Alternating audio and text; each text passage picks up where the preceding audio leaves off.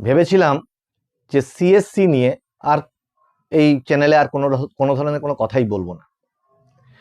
লাগাতার প্রচেষ্টা সিএসসির সেন্টারগুলোর এবং ভিএলইদের তাদের উপযুক্ত সম্মান ফিরে পাওয়ার জন্যে, তাদের সরকারি দপ্তরগুলোতে যাতে পুনঃপ্রতিষ্ঠিত করা যায় তার জন্যে লাগাতার নিঃস্বার্থ প্রচেষ্টা চালানো এবং বারবার করে ধাক্কা খাওয়া, এবং সবচেয়ে বড় কথা ওপরতলার থেকে ভীষণ একটা অনীহা, এই সব মিলে একটা হতাশা কাজ করে।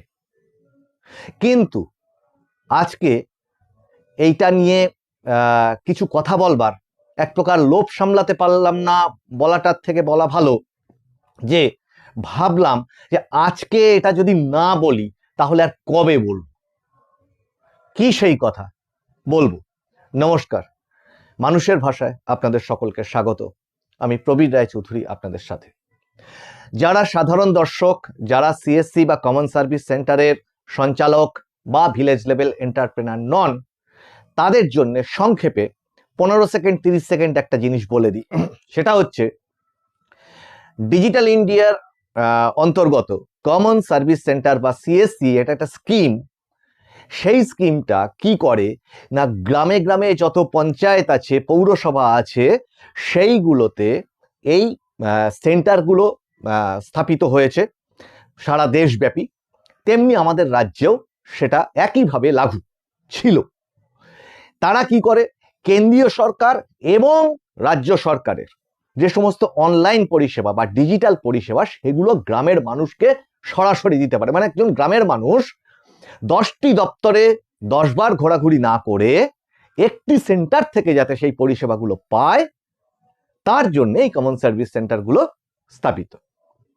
সেই সেন্টারগুলো যারা চালান তাদেরকে বলা হয় ভিলেজ লেভেল এন্টারপ্রেনার বা ভিএলই।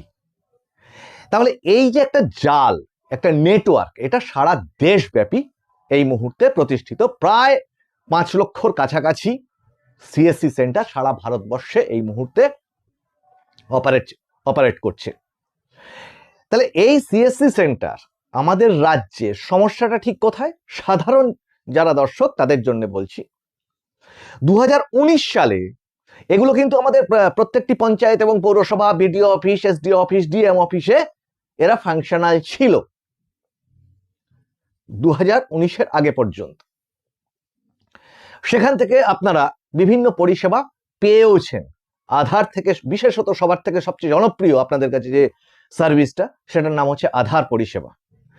সেই থেকে শুরু করে নানান ধরনের পরিষেবা সেখান থেকে আপনারা অতীতে পেয়ে এসেছেন। কিন্তু 2019 সালে মুখ্যমন্ত্রী মমতা বন্দ্যোপাধ্যায় কোনো এক অজানা কারণে এই সিএসসি সেন্টারগুলোকে এই সরকারি দপ্তরগুলোতে মৌখিকভাবে নিষিদ্ধ করেন এবং উঠে যেতে বলেন, বা সাধারণ মানুষকে বলেন যে ওখানে যাবেন না। এই সিএসসি সেন্টারের ভিএলইরা চরম দুর্বিপাকে পড়ে এবং বলা যায় বহু সিএসসির ভিএলই কর্মহীন হয়ে পড়ে, দিশাহীন হয়ে পড়ে। বদলে সেই সমস্ত জায়গাগুলিতে পশ্চিমবঙ্গ সরকারের তরফ থেকে বাংলা সহায়তা কেন্দ্র স্থাপন করা হয়। খুব সংক্ষেপে আপনাদেরকে বোঝালাম। কিন্তু আজকে যে বিষয়টা নিয়ে আলোচনা সেটা এটি না। সেটা হচ্ছে এই যে আজকে অভিষেক বন্দ্যোপাধ্যায়, সর্বভারতীয় তৃণমূল কংগ্রেসের সম্পাদক, সেক্রেটারি, তিনি আজকে কি করলেন, আজকে ডিজিটাল যোদ্ধা নামে একটি প্রোগ্রাম করলেন। তা এই ডিজিটাল যোদ্ধা অভিষেক বন্দ্যোপাধ্যায় আজকে সল্টলেকে যে অনুষ্ঠানটা করেছেন, প্রায় 10,000 ডিজিটাল যোদ্ধাকে তিনি সেখানে একত্রিত করেছেন। তিনি নিজে বক্তব্য রেখেছেন, তৃণমূল কংগ্রেসের আইটি সেলের যিনি প্রধান দেবাংশু ভট্টাচার্য তিনি বক্তব্য রেখেছেন, আরো নানান মানুষ সেখানে উপস্থিত ছিলেন। আমার বক্তব্য তাদের বক্তব্য রাখা নিয়ে নয়, তাদের পলিটিক্যাল কর্মসূচি নিয়েও নয়, উদ্যোগটা নিয়ে। এই যে ডিজিটাল যোদ্ধা, এই যে কথাটা অভিষেক বন্দ্যোপাধ্যায় ব্যবহার করলেন, বা এই যে উদ্যোগটা নিলেন, এই যে প্ল্যানটা করলেন, এইটা ঠিক এই জিনিসটা রাজ্য বিজেপির হাতে ছিল, দীর্ঘদিন ধরে ছিল। যেখানে নরেন্দ্র মোদী থেকে শুরু করে তৎকালীন তথ্য প্রযুক্তি মন্ত্রী রবিশঙ্কর প্রসাদজি তিনি বিভিন্ন সভাতেও বলেছেন। 2017 সালের একটা বিখ্যাত ঐতিহাসিক সভা আছে ওনার দিল্লিতে, যেখানে তিনি এটাই উল্লেখ করেছিলেন, গ্রামে গ্রামে এই নরেন্দ্র মোদীর ডিজিটাল আর্মি কারা? এই সিএসসি, কমন সার্ভিস সেন্টার। আজকে রাজ্য বিজেপি তারা ইতিমধ্যেই এই গত এক সপ্তাহ যাবৎ আমরা কি শুনতে পাচ্ছি, যে আমরা যদি ক্ষমতায় আসি তাহলে এখানে আয়ুষ্মান ভারত চালু হবে। অবশ্যই সেটা তাদের একটা কর্মসূচি, এখানে আয়ুষ্মান ভারত চালু নেই, কিন্তু এটাও তো পাশাপাশি উল্লেখ করবার দরকার তাদের, যে শুধু আয়ুষ্মান ভারত না, কেন্দ্রীয় সরকারের অসংখ্য কর্মসূচি আছে, অসংখ্য প্রজেক্ট আছে, অসংখ্য স্কিম আছে, মানে প্রকল্প যেটাকে বলা হয়, সেগুলো এই রাজ্যে সেইভাবে ফাংশনাল না, মানুষ জানেই না। এমনকি বলতে বাধ্য হচ্ছি, ক্ষমা করবেন, রাজ্য বিজেপির অনেক তাবৎ নেতা এক জায়গায় দাঁড়িয়ে সেগুলোর নাম বলতে পারবেন না, পরপর পরপর নামটাই বলতে পারবেন না। তাহলে তাদের এই অবস্থা, তাদের যে নিচু অংশ, বুথ লেভেলের অংশ, এই সমস্ত অংশে সেই প্রকল্পগুলোর নাম জানেন কজন? তাহলে মানুষকে তারা জানাবেন কি করে যে এই প্রকল্পটা অন্য রাজ্যে চলছে, এই রাজ্যে চলছে না, এই দেখো ওই রাজ্যে এইটা হচ্ছে, এইভাবে সৌরঘর প্রকল্প চলছে, এইভাবে ওয়াইফাই এর মাধ্যম দিয়ে গ্রামে গ্রামে ডিজিটাল গ্রাম তৈরি হচ্ছে, এইভাবে সাক্ষরতা মিশনের মাধ্যম দিয়ে ডিজিটাল সাক্ষরতা মিশন চলছে, সেখানে বিভিন্ন রকমের এই মুদ্রা লোন থেকে শুরু করে জনধন যোজনার আরো বেশ কয়েকটা পার্ট আছে, সেগুলোকে তুলে ধরা। শিক্ষাক্ষেত্রে বিভিন্ন ধরনের বেশ কিছু কিছু প্রকল্প রয়েছে যেগুলো সিএসসি একাডেমির মাধ্যমে চলে, সেগুলো তারা তো জানেনই না যে এই প্রকল্পগুলো হতে পারে। এখন তোতা পাখির মতো পার্টি যেটা শিখিয়ে দেয়, অমুক ব্যাপারটা তুমি হাইলাইট করো, সেই ব্যাপারটাই হাইলাইট করো। তাহলে কি?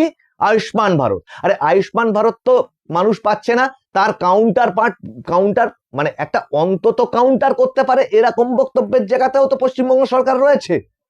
ওই যে স্বাস্থ্যসাথী, অবশ্যই তার লিমিটেশন আছে, অন্যান্য স্টেটে ব্যবহার করা যায় না, বহু হসপিটালে সেটা ব্যবহার করা নিয়ে নানান সময় নানান ধরনের অভিযোগ উঠে আসে, তা কাউন্টার তো সেখানটায় করতে হবে। তেমনি আরো যে প্রকল্প রয়েছে সেই প্রকল্পগুলো বন্ধ হয়ে আছে, এবং সেই প্রকল্পগুলো যে যদি এইভাবে আমি একটা নতুন ভাষা দিয়ে বলি, যে ওই পয়েন্ট অফ সেলিং যেরকম হয় পিওএস, সেরকম পিওএস এর বা একটা পয়েন্ট হিসেবে ব্যবহার হতো, ফেস অফ দ্য গভর্নমেন্ট, সরকারের মুখের বা সরকারের আয়না হিসেবে ব্যবহার হতো, মুখ হিসেবে ব্যবহার হতো, মিরর অফ দ্য গভর্নমেন্ট। সেটা কি? এই সিএসসি সেন্টারগুলো। এই সিএসসি সেন্টারগুলো ওই 2019-এর পর থেকে ধুকতে ধুকতে যাদের নিজেদের সামর্থ্য আছে, লড়ে উঠতে পেরেছে, তারা কোনো রকমে টিকিয়ে রাখতে পেরেছে সেই জায়গা, তাদের নিজেদের জায়গাগুলোকে। আর তাদের না আছে কোনো মাইনে, না আছে কোনো ধরনের সেই ধরনের প্রোটেকশন, ইনফ্রাস্ট্রাকচার। আধার বন্ধ হয়ে গেল তো গেল, তাদের মেশিনগুলোর কি হলো, কত কত টাকা মানে তারা ইনভেস্ট করে সেই সিএসসি সেন্টারগুলোতে, তার কি ক্ষতিপূরণ হয়, কোনো ব্যাপারে কারোর কোনো রকম দৃষ্টি কেউ কোনোদিন দেয়নি। বহু লেখা হয়েছে, বহু সিএসসি ভিএলই এই চ্যানেলেই কমেন্ট করেছে যে আমি নিজেই একটা অনুষ্ঠান করেছিলাম, কোথায় কোথাও অভিযোগ জানানো যেতে পারে, সিপিক গ্রাম থেকে শুরু করে নরেন্দ্র মোদীর কাছে, স্বরাষ্ট্রমন্ত্রীর কাছে, সিএসসি নিজস্ব মেল আইডিতে তথ্য প্রযুক্তি মন্ত্রীর কাছে এই মেলগুলো করবার কথা আমি এই চ্যানেলে বলেছিলাম। কোন ভিএল সেই মেল করেছিলেন, তার রিপ্লাই তিনি যা পেয়েছিলেন সেটা যথেষ্ট দুঃখের।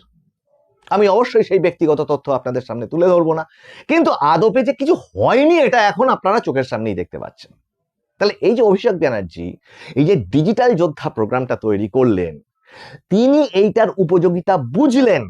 দেখুন, মানে বিজেপিকে বলছি যে বিপক্ষ যদি কিছু করে তার অন্ধ সমালোচনা যেমন করাই যায়, রাজনৈতিক বাধ্যবাধকতায় করতে হয়, কিন্তু পাশাপাশি তো এটাও মানতে হবে যে এই ডিজিটাল যোদ্ধা কি এই সিএসসির ভিএলিরা হতে পারতেন না আপনাদের ক্ষেত্রে?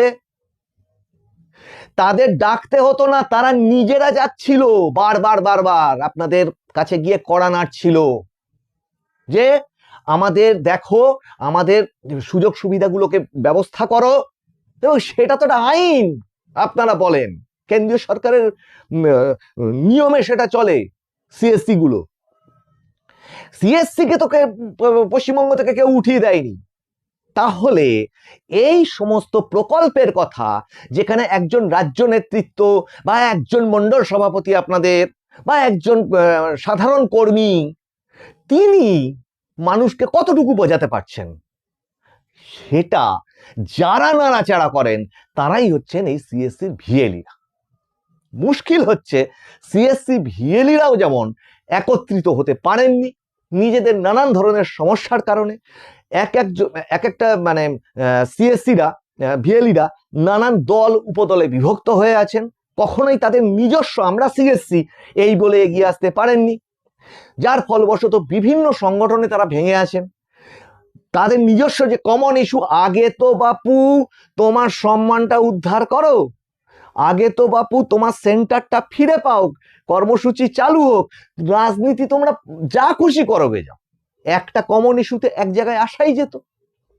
বহু অরাজনৈতিক আন্দোলন, একত্রিত মঞ্চ আমাদের এই রাজ্যে খুব রিসেন্ট টাইমে তৈরি হয়েছে, সেরকমটা ভিএলিরা একটা করে দেখাতেই পারতেন আপনারা। তেমনি পাশাপাশি বলি, কেন্দ্রীয় সরকার, কেন্দ্রের বিজেপি এবং রাজ্য বিজেপি সমস্ত রকম জায়গায় যতটা পর্যন্ত মানে কন্ট্যাক্ট করা সম্ভব সব রকম চেষ্টা করা হয়েছে। এই মানে যারা অন্তত এইটাকে উপস্থাপন করতে চেয়েছেন যে এই সিএসসিরা কিন্তু এগিয়ে আসতে চায়। এই আপনারা বলছেন না যে পরিবর্তন করতে চাই, পরিবর্তন সংকল্প সভা করছেন, আপনাদের বুথ স্তরে স্তরে যে সমস্ত স্ট্রেংথ, সেটা তো এই ভিএলিরাই দিতে পারত। এবং আশ্চর্যের ব্যাপার হচ্ছে এই সিএসসি ভিএলির মধ্যে, আমার তথ্য ভুল হতে পারে, কিন্তু যতটুকু আমি তথ্য কালেক্ট করতে পেরেছি সূত্র থেকে, সেটা হচ্ছে এদের মধ্যে 55 থেকে 60% সিএসসি ভিএলি তারা সংখ্যালঘু মুসলিম সম্প্রদায়ের। তারা কিন্তু কমপ্লিট, আমার কাছে একদম কনফার্ম জায়গা থেকে আমি দেখেছি, বারবার চোখের সামনে দেখেছি, তাদের কিন্তু এগিয়ে আসতে কোনো দ্বিধা ছিল না। দ্বিধা দ্বন্দ্ব এই এতগুলো বছর ধরে এই রাজ্য বিজেপির সবাইকে আমরা বলেছি যে তারা নজর দিন, আমি এই চ্যানেল থেকেই জানিয়েছি, সাক্ষাৎকার নিয়েছি, সাক্ষাৎকারের মাধ্যম দিয়ে ভিএলিরা সেই জায়গাটা তুলে ধরেছেন, তাদের ক্ষোভগুলো তুলে ধরেছেন, কোনো প্রতিকারের ব্যবস্থা কেউ করেননি আপনারা।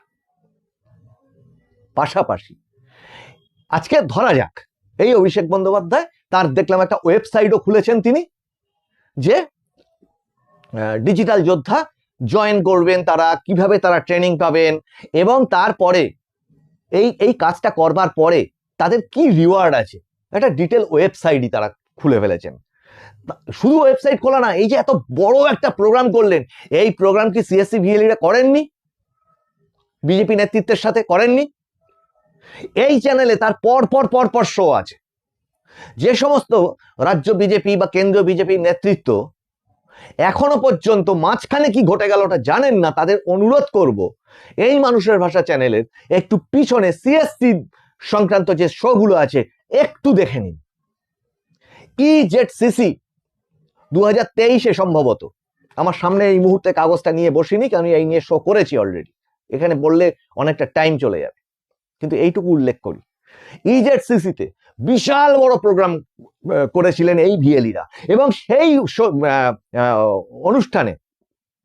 অনুষ্ঠানে কিন্তু সংখ্যালঘু ভিএলির পরিমাণ অনেক বেশি ছিল। 2023 সালের সম্ভবত ফেব্রুয়ারির দিকে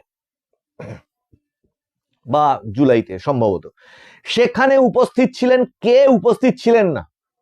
অমিত মালব্যা থেকে শুরু করে আজকের বিরোধী দলনেতা শুভেন্দু অধিকারী সেখানকার মূল বক্তা ছিলেন, এবং সেইখানে শুভেন্দু অধিকারী মহাশয়, আজকের বিরোধী দলনেতা, তিনি নিজে এই সিএসসি নিয়ে আগামী দিনে এগোনোর কথা বলেও ছিলেন। পরবর্তীতে যা হয়েছে সেটা নিয়ে আমি অনেকবার শো করেছি। এই সিএসসি নিয়ে তৎকালীন রাজ্য সভাপতি সুকান্ত মজুমদার মহাশয় এই সিএসসিদের উপর বঞ্চনা নিয়ে হাইকোর্টে মামলা করেন।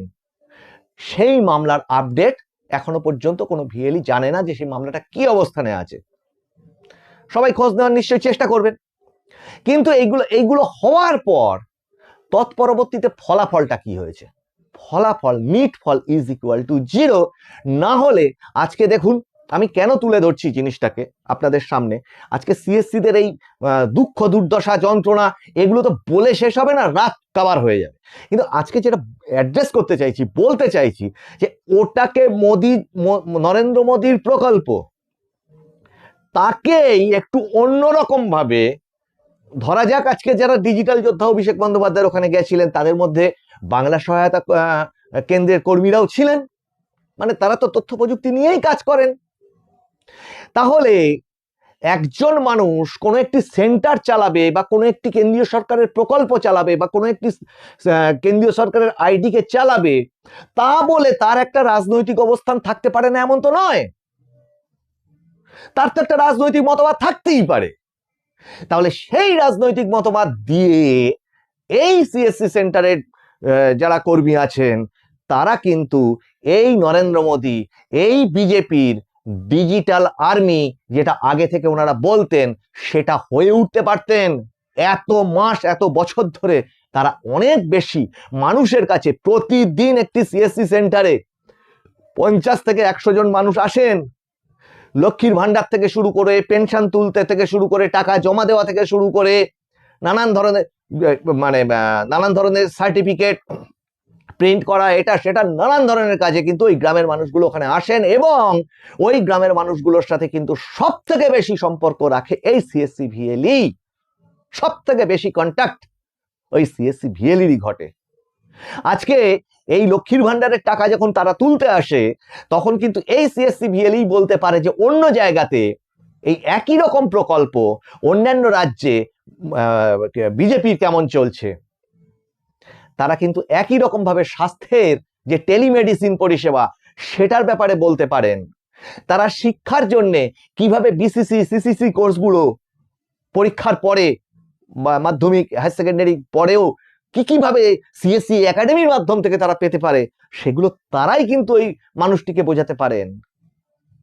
সঙ্গে এই আয়ুষ্মান ভারত যে আমাদের এখানে চালু হচ্ছে না, সেটা তাদেরকে পিচ করতে পারেন, বোঝাতে পারেন।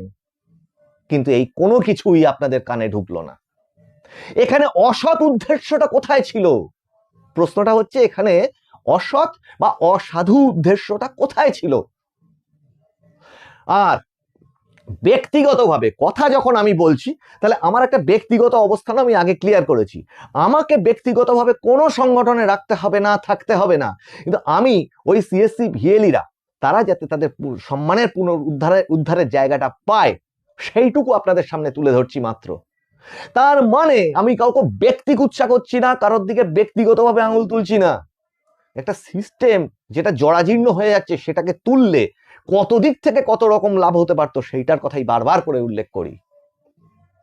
আর আজকে যেখানে ভোট আগামী দিনে কড়া নাড়ছে, সেইখানে দাঁড়িয়ে এই ইস্যুটা, আজকে অভিষেক বন্দ্যোপাধ্যায়ের এই ডিজিটাল যোদ্ধাদের নিয়ে কনক্লেভ, সেটা আপনাদেরকে চোখে আঙুল দিয়ে দেখিয়ে দিল যে উনি এটাকে কপি পেস্ট করে কি করতে চলেছেন, আর আপনারা অবহেলা করে কি জিনিস ফেলে রেখে দিয়েছিলেন এতদিন ধরে।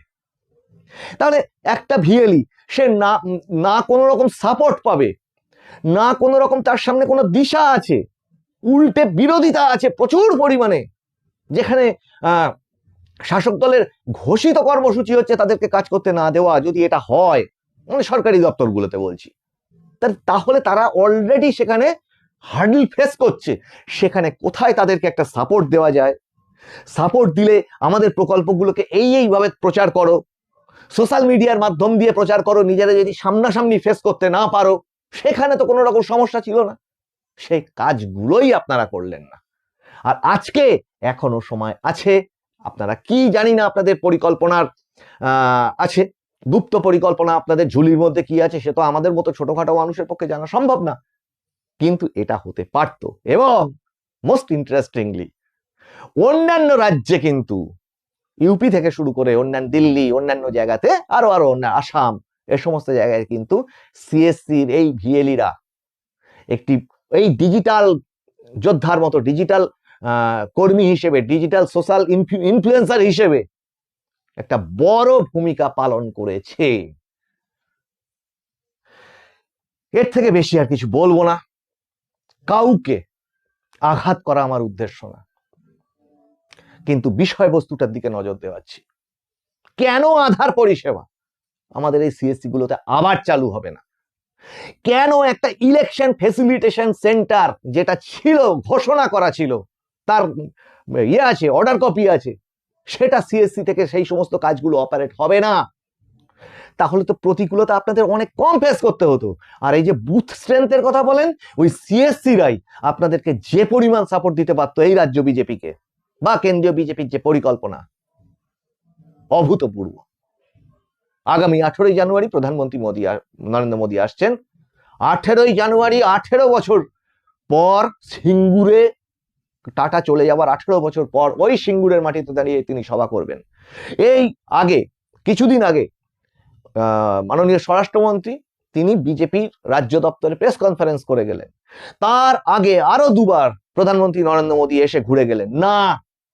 একবারের জন্যও কোন রকম প্রশ্ন কেউ এনাদেরকে করেন না, বা এনারাও নিজেদের তরফ থেকে বলেন না যে এই যে কেন্দ্রীয় প্রকল্প বন্ধের কথা নরেন্দ্র মোদী মহাশয় বলেছেন, বেশ কয়েকবার প্রধানমন্ত্রী বলেছেন, অমিত শাহ মহাশয় বলেছেন, যারা আসেন বলেন কেন্দ্রীয় প্রকল্প বন্ধ হয়ে গেছে, আয়ুষ্মান ভারত চালু করব। কিন্তু এই যে সিএসসি, তার যে বাহক, যাকে বলা হয় special purpose vehicle, CSC SPV, special purpose vehicle, তার যে বাহক, তার যে পরিষেবা দানকারী সংস্থা, তাদের নিয়ে কোনো হেলদোল নেই, কেউ কোনো কথাও বলেন না। দেখুন, এই ঘটনা ঘটে যাওয়ার পর আপনাদের এখনো একটু ইচ্ছা হয় কিনা, সদিচ্ছা হয় কিনা এই সিএসসি ভিএলইদের সম্পর্কে। আজকের এপিসোডে এই পর্যন্ত। সমস্ত সিএসসি ভিএলইদের প্রতি আমার শুভেচ্ছা থাকছে। হয়তো আমি আবার বলছি, বিভিন্ন রাজনৈতিক দলের, কোনো একটি নির্দিষ্ট দল না, বিভিন্ন রাজনৈতিক দলের, সেটাই তৃণমূল কংগ্রেস, অতীতে রাজ্য বিজেপির বিভিন্ন নেতা নেত্রীরা, এমনকি অন্যান্য আরো যে রাজনৈতিক দলগুলি আছে, প্রত্যেকের কাছে যাওয়ার চেষ্টা করেছি এই জিনিসটাকে তুলে ধরবার জন্য, এদের এই সমস্যাটাকে তুলে ধরবার জন্য। এমন না যে আমি সেখানে সংগঠন করতে গেছি বা সেখান থেকে কিছু পাওয়ার আশায় গেছি।